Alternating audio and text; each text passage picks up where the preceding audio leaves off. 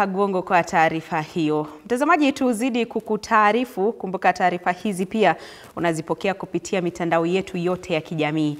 Na ni kwa waziri wa usalama Kipchumba Murkomen ameahidi kuwa hatua kali itachukuliwa dhidi ya wale wanaodaiwa kupanga na kufadhili ghasia nchini. Waziri Murkomen amesema kuwa wote waliohusika katika uvamizi wa vituo vya polisi pamoja na uporaji wa mali watakamatwa na kushtakiwa kwa makosa ya ugaidi. Murkomen ametangaza kuwa msako huo utaendelea licha ya upinzani mkali.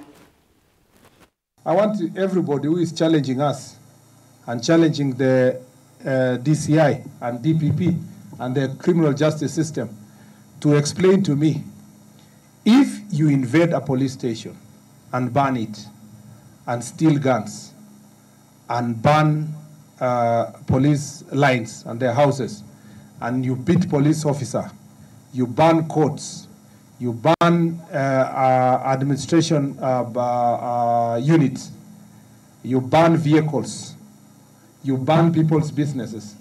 What is the crime?